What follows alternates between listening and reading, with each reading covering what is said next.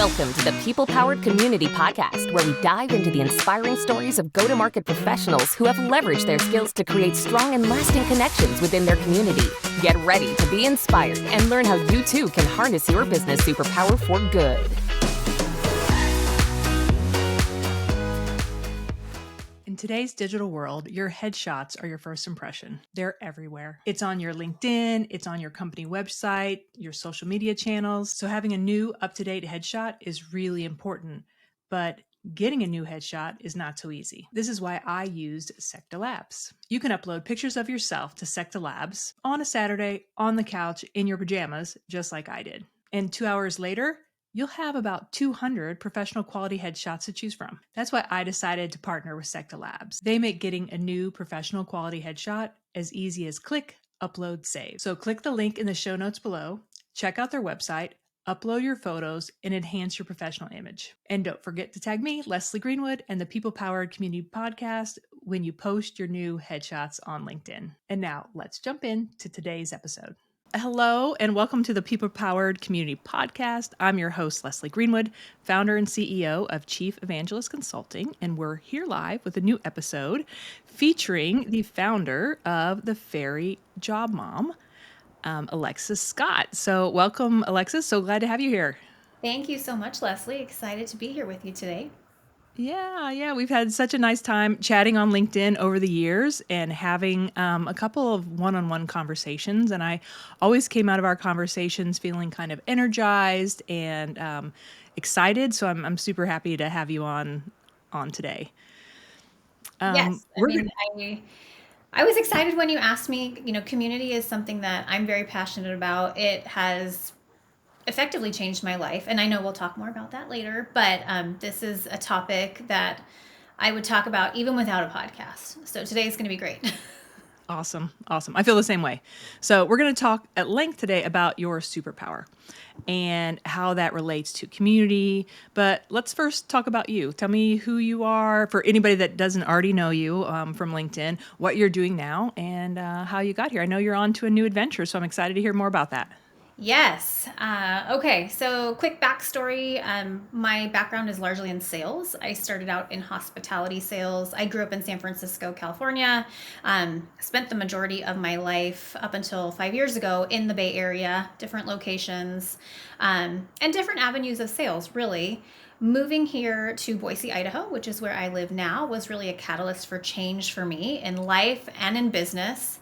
That's a big change. It is a big change. The market here is very different than in the Bay Area as far as number of opportunities, income, levels, and especially in hospitality. Hospitality here in Boise is a much smaller industry. And it quickly became apparent to me when I decided to move that I was no longer going to be in that industry, just based on the opportunities available and the compensation being offered. So I knew it was a turning point for me. When I moved, it was actually the first remote role that I have ever had in my life. So that was really interesting to me. I loved it. And it was remote before I moved. They hired me prior, and then I went hybrid actually when I moved here to Boise. The role itself was not quite the right fit, but it did lead me to my role at a company called Vacasa, where I built out their tour and travel partnership program. That role expanded. I ended up launching and leading and scaling their reservation sales team. And then COVID hit, and COVID just pulled the rug out from under me. I thought I was climbing the corporate ladder, making moves, and whoosh, that was the end of that, really. But again, a huge transition point for me. And I really believe that layoff was the catalyst for the best is yet to come for me. I was unemployed for about 6 months, and that's when I really doubled down on LinkedIn and on community, actually, and joining all of these online communities where I could meet people from all over the world, really. And I ended up landing with an organization called Aspireship that trains people in software sales and helps them get hired.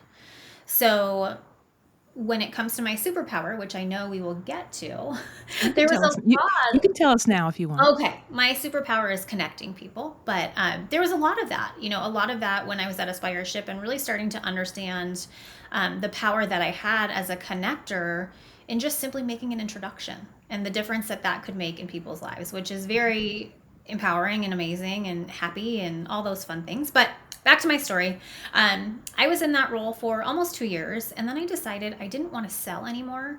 My title there was manager of employer hiring partnerships, but that was code for selling recruiting services, essentially. I was Sounds building like these partner partnerships. sales. Yeah, they were ongoing relationships, and they required nurturing and all of that. But, ultimately it was a sales role. And unbeknownst to me and what would ultimately happen with our economy, I left that job in about May of 2022 and really was on like this soul searching journey of trying to figure out what I wanted next for me. I consider myself something called a multi-potentialite. You may or may not have heard of that word, but it's AKA a Swiss Army knife. I like to do a lot of things. I can do a lot of things. And I get really antsy when someone tries to stick me in a box. Don't like that. I see your face. What? Me neither. Oh, Me yeah. neither. There's no Yeah. box.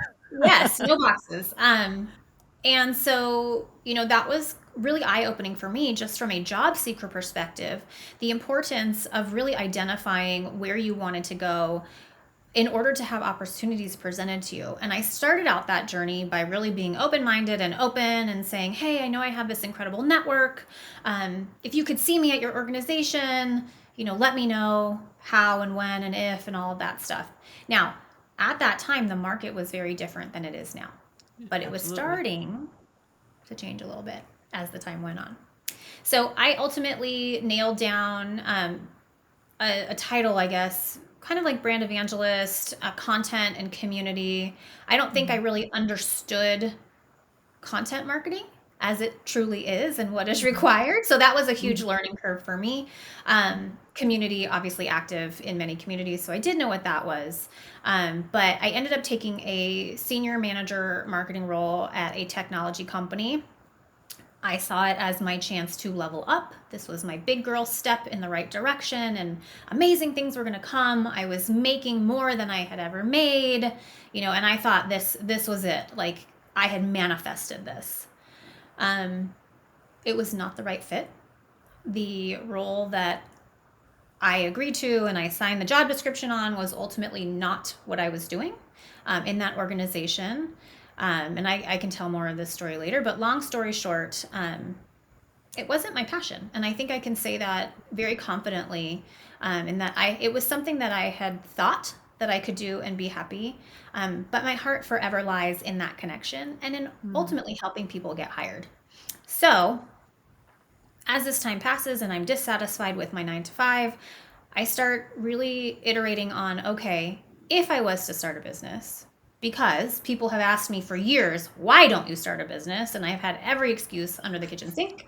I thought, you know what? If I'm going to do this, now is the time. This is really my chance to do it. I also knew that in order for this said business to succeed, I had to leverage my personal brand. And for anyone listening to this podcast, I hope that you remember this statement, that your personal brand is forever yours. Any company you work for borrows it from you. I heard that the other day and I was like, yes, amen, preach, say it louder for the people in the back. In the Post-its. Yep. And, I knew that I would have to leverage that in order to be successful. That did not go over well with the organization that I worked at. And I was fired a week later. So I went from what I thought would be my side hustle to my main hustle. And now it's like, okay, amazing. I have this business. People need the services that I'm offering, especially right now with the layoffs and people really being dissatisfied in their current roles. That's what I'm seeing a lot of. So now I'm trying to figure out, how can I take this to the next level? How can I scale this? And how can I create a business that helps people and provides income for myself, and is something that I'm really proud of. Yeah, and that you're passionate about, and that Very. feels like it feeds you more than just via money. Oh my It feeds gosh, you with that absolutely. end of the day, you're like, wow, I had a great day because I did X. Oh my gosh. Yeah, and well, the thing just for the listeners that we talked about before when we were kind of chatting before we hit record is like, I have a very strong belief that when a door is open and the path is clear, you're meant to take it. Now, sometimes someone kicks you through the door, Right. And that's okay. Yep. And that's okay, because the door is still open. The path was clear. There weren't mountains you had to climb to get over it. And I think this is just, I mean, honestly, from my conversations with you and seeing the way you interact with the community and help, it's like the universe was telling you something. You weren't listening. And Right. now it just like, whoosh, there you go. And No, off absolutely. you I completely agree with that. And it's really interesting. It's very scary to not have things work out as planned, right? I Sure. was not planning on this, and that's okay. I do believe that the universe was making a decision for me and telling me that all of my energy should be focused on growing this business because that is what I'm truly passionate about. But, throughout the day, I go through these stages of being, terrified and going, oh my gosh, what did I do?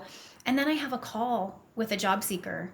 And last week I had this call and she had booked the full hour with me. And at the end of the call, she said, oh my goodness, I am so glad that I booked this full hour. The time went by so fast and you were so helpful. And I hung up from that Zoom call and I just thought, I am exactly where I am meant to be. Like that was that validation internally and that emotional connection. And I think, a lot of the issue that I had with the role that I was just in is that it wasn't mission driven. And I never truly realized the connection that I have to the work that I do and how badly I want to be connected to the mission or the problem or the people. That has now climbed in rank for me as far as what am I doing with my life as being a really driving factor. Whereas when I took that role, I thought it was money. I wanted to make more money. Everyone Yep. was talking about the it's an employee's market and you're going to get paid some exorbitant amount of money and this and that. And I thought I was missing the boat. So that was really driving my search was how much can I make? And that has completely changed for me. Yep. Even if I decide to go back to corporate America later in my life or whatever it is, my priorities are definitely different now. Yeah, and I'm older than you, so I think as I've gotten older and more mature in my career, I've decided, because I've done the same thing. I chased title and money. Now the title did help me because it opened doors for other Yeah. titles, but I have definitely decided, like I will say this to the rooftops, I have to be passionate about the mission and vision and values of the company, or else I will quickly be like mentally gone. And so that is one of the great things about now being a founder is you're going to create the mission, the vision, and the value. The other thing I'm just going to tell you, just a quick I mean, I've been a founder before, but that whole like, oh, everything's going to go to hell in a handbasket and Yeah. I'm going out of business tomorrow. And then the next day is like, oh my God, I'm going to be so busy. I don't know what to do I'll have to hire somebody. Yeah. That's like a 24-hour cycle. So just remember, write down the story Yep. of the really great conversation, because probably tomorrow you're going to be laying in a fetal position saying, what the heck did I do and why did I do this? So just Well, and the other totally thing normal. too that I think is really interesting is, I imagine this is going to sound crazy, but that saying like as one chapter closes, another chapter opens. I think of this entire journey as one of those choose your own adventure books. Like you could pick path A and then you flip to page 125, or you could pick path B and flip to page 85. And the story could be totally different depending on the choices you make. But how exciting is it to figure out what lies in store because we don't know. We will Yep. never know. We just have to make the choices based on what we hope we'll achieve and all of that. But I really have shifted my mindset, and I want to say the last year of just really starting to come to life in a mindset of abundance, and just trust that what is meant to be will be. Like there's never been anything that I haven't been able to figure out.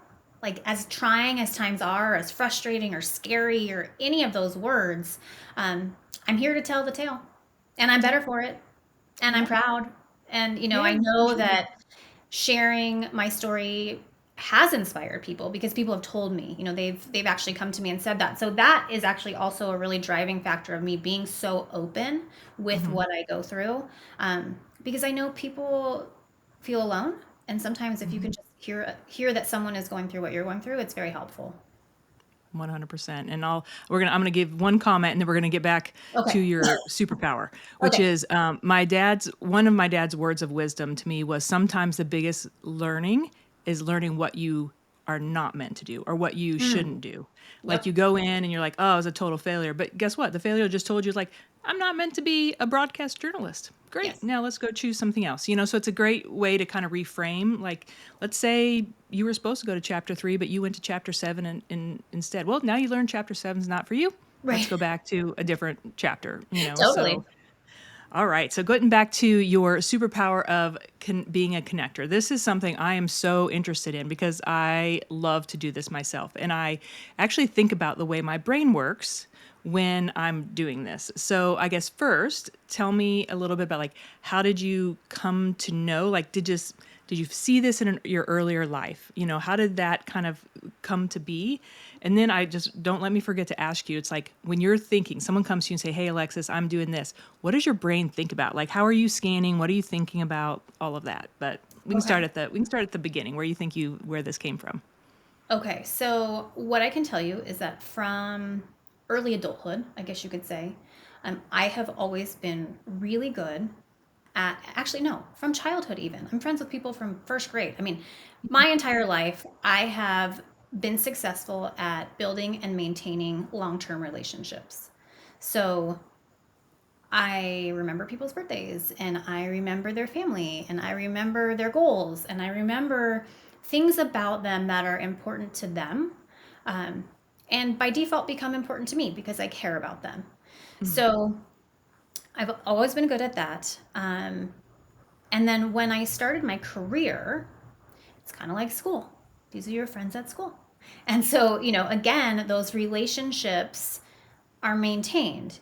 And as my web gets wider, as the ecosystem, as my last job would say, continues to grow and spider out, I have more connections and more like pieces to that web that I can start to piece together where I see fit. So when I started my role at Aspireship, that was when I saw the power of it from a hiring capacity per se. Like prior to that, I had been able to introduce people to hiring managers, and I had been able to stay in touch with people for myself and have them refer me for jobs or, whatever it was. Because again, positive relationships, long-term relationships, they know me, they trust me, they know my work, they are willing to vouch for me, right? So that's one capacity. From a personal perspective, I actually set up my cousin with her husband, interestingly enough. Well. I met him at a bar. Like, she was not with me. And actually, his friend, I was like, I want to introduce you to my friend because I think you two might be a match. So called her, called him, whatever. They ended up going out and it was not a match. But in jest, my cousin's now husband said, hey, what about me? Who can you hook me up with? So again, mental Rolodex, like, okay, age, like who, okay, this is what he's into, this is what it looks like, let me think about this. And I introduced him to my cousin. They are now married with a baby, very happy. Yeah. And she was so cute. She had always told me, you should be a matchmaker. Like, and she meant like romantic matchmaker. She goes, so many people. Like, I don't understand how this is not a business for you. And I'm like, okay, first of all, I'm not that connected. Like, thank you. But like that, I don't know about that. And then when I joined Aspireship, not only did I have the network, but I had the insights into people who were hiring. And so it was that other piece of that puzzle that was previously missing, where, obviously for clients, I was not introducing people other than through our network. But because I had built that persona on LinkedIn, I had hiring managers, if you know anyone, I'm looking for this role. They weren't even sales roles, some of them. It was different capacities that they were looking for. And I would just say, totally keep this in mind. Let me talk to people and see who comes into play. For whatever reason, I just tend to be really good at connecting people who should know each other. And I have played the hand in very many matches. People always tell me, you should be a recruiter. Now, here's the thing. Here's the interesting thing that people don't generally consider when they talk about recruiting, is that as a recruiter, you can do everything right. And things can go to hell in a handbasket at that last second, either from the company side or from the candidate side of things. And I saw it happen, right? Where it's no one's fault, right? Like, it's our entire team did everything like we were supposed to. amazing candidate, amazing company, strong compensation, whatever it is. And then at the last minute, someone freaks out and you have no control over that outcome. I don't really like that per se. That's not my favorite outcome. But the connection part of it is what I truly enjoy. And so for me, I haven't doubled down on recruiting. Is it something that I think I could do? Absolutely. I think I would be the best dang sorcerer, in the universe, but I haven't quite taken that step. And so for me, I've decided to just focus on like the job seeker side of things and how to enable people to get where they need to go to be a strong candidate and to have what they need to be successful. And then from a company side of things right now, what I am doing is anyone I talk to goes into my mental Rolodex. And if someone is looking... HubSpot, it goes in HubSpot. Remember our conversation? Yes, no, but I mean just from like a chatting perspective, not from a client perspective. I just make connections as I see fit. So like, for example, I had a conversation with someone the other day and she's in passing mentioned, I'm considering getting my PMP certification. Guess what? I know someone who literally just got theirs last month. Mm-hmm. Bells start ringing. You two need to talk. You're in the same industry. She just got this. I think that could be a really fruitful conversation for you. Now, if anything comes of it, I don't know. But this is the thing that people also have to consider is that an introduction is not a guaranteed anything. It's a seed that you're planting. And so that's how you should approach it, is plant the seed. Don't have expectations. Don't think like, oh, Alexis introduced me to Bob and Bob is hiring, so I'm going to get hired next week. That might not be the right role for you, but Bob in 3 months might have something that he actually would consider you for. So have a great convo with Bob, thank him, thank me, move along, and just stay in touch. And that's the power of community, is as you grow your community, those little investments of time and energy and curiosity, they will pay off. You got to play the long game. So, yeah. I talked a lot. That's exactly what I say about community. Yeah, that's okay. No. I love it. That's what I say about community. It's like you plant the seeds now, you water and tend them over time, and then eventually there will be a harvest of some sort. Who knows when eventually is? And it really depends on how much work and effort and tending you do. And what I love about you and what I kind of thought your superpower was before you put it, in writing for me, was like the ability to really listen, to understand. Like I feel even on LinkedIn, the way that you interact with your audience, the kind of conversations you put out, the comments that you leave really feel like that you're not just asking a question, but not, you don't really care about the answer. It's just a question. And I think that's one thing that probably actually feeds your ability to make those connections, is because you do listen to understand, you internalize that information, like you said, to be able to make those kind of like one-off weird, honestly, sometimes very weird, matching things. So, okay. So walk me through what your brain does. If I said, okay, I need to talk, I really want to talk to someone about X, or we're just randomly talking and you're like, ooh, you should know X. And then what does your brain do when you're doing that? It's like the match card game. Like, who do I know in that field? Who do I know that has talked to me about that? Who do I know that's posted about that? What do I know about that topic that I can share with you? It's like, it just matches. I don't know. That's how I would imagine it. It's like flipping over the cards. Yep, no, yep, okay, yep, match. Let's talk. And it all happens so quickly. Like it's just this autonomous, thing that's happening in the background. So yeah, I love that. Well, let's talk. I mean, this is such, like we talked before in the thing, like your superpower goes right into community, which, both of us are super passionate about. Yes. And so, as you think about how you participate in community or how someone else's community, how you might think about your own community at some point, how do you leverage that to its fullest to help you, navigate those waters and get the most out of your community experiences? I approach communities like friendships. And so it's really interesting. I had a conversation with a woman this morning who was asking me, she had met with someone, not like about a specific role, but like this woman works at the company that she really, really is interested in. They had a great call and it's been a couple of months and she's like, I don't really know how to like approach her. I don't know how to ask her to talk again or whatever. And I'm like, pretend she's your friend. like this is how I think about any conversation with someone that I'm having is, how would I talk to my friend? I would talk about something that she mentioned to me, like, oh, I know you said you were interested in whatever. Did you see X?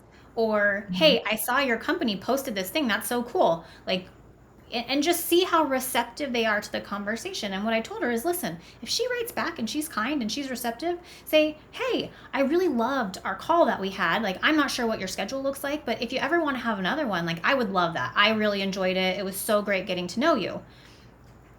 That's how I would talk to a friend. Mhm. That is literally like how I approach community is, I just want to be friends with these people. Mhm. Like, if you're a good person and I'm a good person and we like the same things and we like to talk about the same things, that to me is a friend. Mhm. Or talk about something that's interesting to you. Because I Yeah. think one thing that's, good for you is like when you mentioned a little bit earlier was that you might know something about a topic. Like for me, Mhm. I had a call one of my interviews yesterday with someone in channel partnerships. Oh, I cool. know nothing about channel, but I want to learn about it. So Yeah. so it's like I gathered a little information there, and then a little information here, and then I'll probably go message Asher Matthew later and ask him more questions. You know what I mean? It's He's just like, great, by the way. Asher's yeah, great. absolutely. So, so it's like as you're having those conversations, even if they're not similar, it's like you're learning these bits and pieces, which then is like this glue that you can expand on to make more connections. And so I love that. I Well, love that as well. it's really interesting to me. So I spent 6 months just in this deep dive in the partnerships community. And what I will tell you is that the tech partnerships community is not at all what I thought it was when I joined that company. So let me preface it with that. I was in partnerships before, but I wasn't in partnerships before. Oh, okay, So got it. I had to completely learn the language, the acronyms, the community, and the people involved, and who the thought leaders were. And there was a steep learning curve for me. Mhm. Now, I'm hobbling along and connecting with people and having conversations and doing what I know how to do to kind of forge my way in this industry. And thankfully, people were very welcoming and Mhm. very inclusive for me. But the biggest indicator to me that I had succeeded in what I set out to do was when I got let go. I had, I don't know, 10 people who I would consider acquaintances, right? Like, we've Mhm. talked one Mhm. or two times, or Yeah, they've commented on my posts or whatever it is. right. Take the time to reach out to me and say, I don't know what happened, but if there is anything at all that I can do to help you, if you are looking or whatever it is that it may be, I am here for you. Mhm. That to me was my aha of like, I have successfully built a place for myself in this community. If I Mhm. want to pursue it or stay there or whatever it is, like, Right. I have actually built relationships. Yep. They all And seem so to that, know each other. what was They're that? a very tight community, I feel like. I Oh, feel they like are. I They talk are. to someone and like, "Oh, do you know so and so?" "Oh, yeah, of course I know so and so." Everybody knows so and so, and then the little spider webs Yep. go out and all of that stuff. Well, that is awesome. So, I mean, yours just dovetails so nicely with, what we're talking about. And last thing I want to ask you. So, if I was to take away one key aspect of your superpower and how it builds community, or I was maybe someone earlier in my career or someone that hasn't really, gone out and created their LinkedIn and all of that. I guess I don't Yeah. want to go into like, please network, it'll pay you later. But like, Yeah. what advice would you give someone who's like, oh, yeah, I'm a connector too? Like, how would you tell them to either to build on that or further like give themselves more skills on that superpower? I would say if you are connecting like as your superpower in business, connect without expectations. Because I think that oftentimes when we connect with an expectation, it goes haywire. Hmm. That relationship is not being built on that foundation of trust. It's Right. being built on the foundation of, what am I going to get out of this? And that's not a real relationship. So if you Yeah. can slow down, take a step back, and connect on a human, personal level, you will get to that point in time where you have earned the right to ask for something. Hmm. But don't rush it, because if you rush it, it's not going to go well. Right. Yeah, and similar to what we talked about earlier is that, you're doing it for the satisfaction. Like your first payment will always be like, "Man, I made this really great interaction. Maybe someone will get some business out of it. I won't get any business out of it, but I feel good about myself." And like Oh, yeah. that's your payment. And then you, like you said, you've earned trust, you've earned that, and then someday, I truly believe that it will come back around to you in Oh, some kind of weird way. no, Like I completely agree. I Completely was agree. I was introduced to somebody, through a LinkedIn kind of friend. She's introduced me now to like two or three people. We just had one call, and we're on a webinar together. And it's just like, oh, and she was helping me. I'm like, I'm getting into the community building business. Tell me what you know. I And love so it. it's just been such a great thing. So I will double down on if you think you're connecting, just do it. Help people. And sometimes you're going to be wrong and it's not a good match. Always ask people though, before you connect to someone else, if they're open to the connection. I hate blind connections. I've made So, that mistake. Quick story. So, someone did it to me, and the way that she made this introduction, I swear I thought she was like friends with this woman. And I write back and I'm like super friendly and I'm like, "Oh my God, yes, would love to hop on a call." And then I find out, no, she had just connected with this person on LinkedIn, doesn't know her. She's like a senior leader, and I'm mortified. Like, so mortified. I'm like, oh my God, I look like an idiot. But the woman was very gracious, super nice. And she met with me, which was awesome. She met with me and she was lovely. I, not realizing like what had just been done to me, like perhaps I shouldn't do. Now keep in mind the introduction was a little bit different, but I made an introduction without asking her first. That didn't go very well. She was like, messaged me privately and was like, "Hey, I'm really busy. Like, I know I met with you, but I don't have time to meet with all these people." And I'm like, "Okay, no problem. Sorry about that." And I felt terrible. But yes, definitely, proceed with, I don't want to say caution, but respect, I guess. respect. Yeah, exactly. For their time and Yeah. everything. Well, Alexis, this has been such a terrific episode. I really appreciate you taking the time to share your story, which is really inspirational on kind of following your path, whatever that is, and sharing your superpower with our listeners. So, I know the answer to this, but you can tell us. I'm like, where do we find you? I know where to find you, and you know where to Yes. find me. We're going to be on LinkedIn, but like, what's your LinkedIn kind of handle?